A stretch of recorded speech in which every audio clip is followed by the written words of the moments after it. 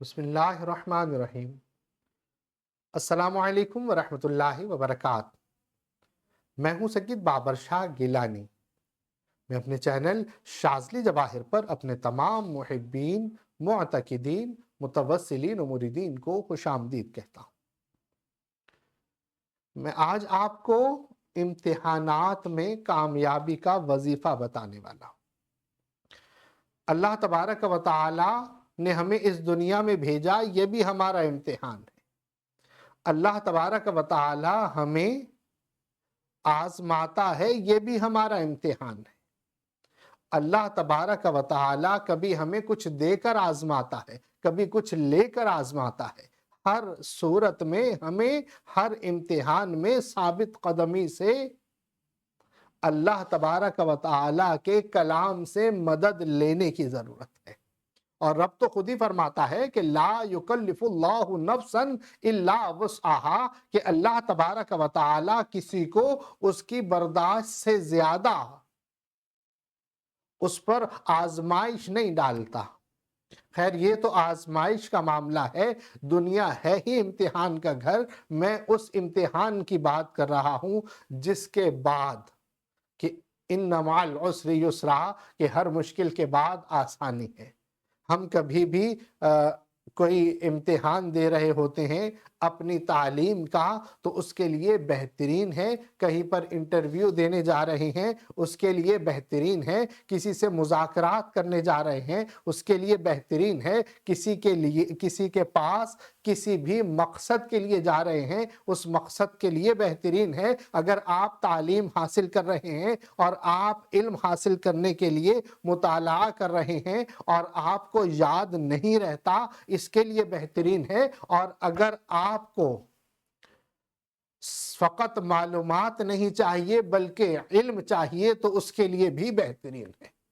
کرنا کیا ہے؟ انتہائی آسان کام ہے کہ آپ سورہ فاتحہ فقط 19 مرتبہ ضرورت کے وقت پڑھ لیں۔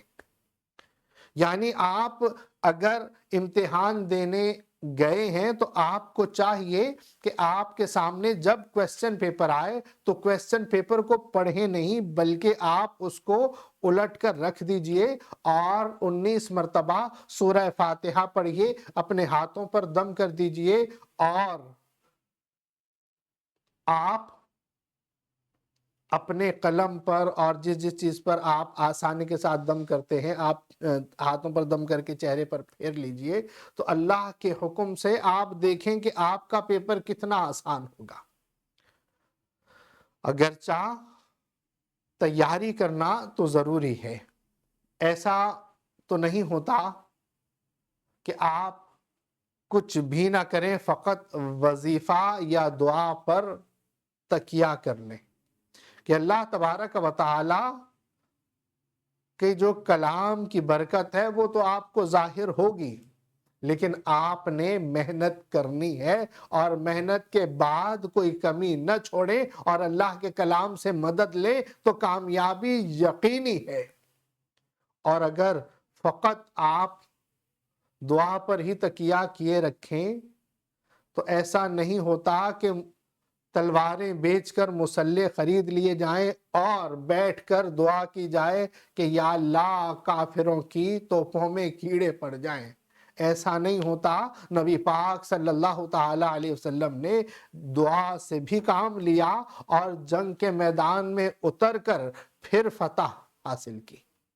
تو امتحان کی تیاری کرنا بھی ضروری ہے۔ اگر آپ کسی کے پاس بات کرنے جا رہے ہیں، مذاکرات کرنے جا رہے ہیں، جب بھی آپ 19 مرتبہ سورہ فاتحہ پڑھیں، ہاتھوں پر دم کر کے چہرے پر پھیر لیں اور آپ جائیں، لیکن یقیناً ضروری بات یہ ہے کہ اس دوران کسی اور سے بات نہ کی جائے۔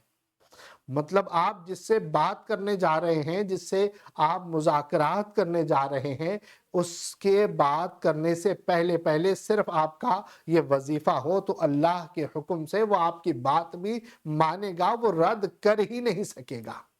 آپ کسی بھی انٹرویو کے لیے جا رہے ہیں، اس میں اس وظیفے کی برکت سے آپ کو آسانی ہوگی۔ اگر آپ مطالعہ کرنے سے پہلے سورہ فاتحہ پڑھ رہے ہیں تو اللہ کے حکم سے انشاءاللہ آپ کو وہ سبق یاد بھی رہے گا، اور وہ جو علم آپ حاصل کر رہے ہیں وہ فقط معلومات نہ رہیں گی بلکہ اس کی اصل آپ کو پہنچے گی، آپ کو علم دین کی اصل پہنچے گی۔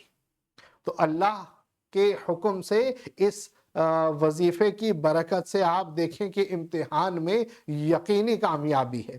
اور اگر آپ سورہ فاتحہ کو اپنا وظیفہ بنا لیتے ہیں، اگر آپ 19 مرتبہ ہی صبح و شام پڑھ لیتے ہیں تو اللہ تبارک و تعالی دنیا و آخرت کے ہر امتحان میں آپ کو کامیابی عطا فرمائے۔ اللہ تبارک و تعالی ہمیں دنیا و آخرت کے ہر امتحان میں سرخرو فرمائے۔ آخر میں محبت کا پیغام، اپنا اور اپنے پیاروں کا بہت خیال رکھیے گا۔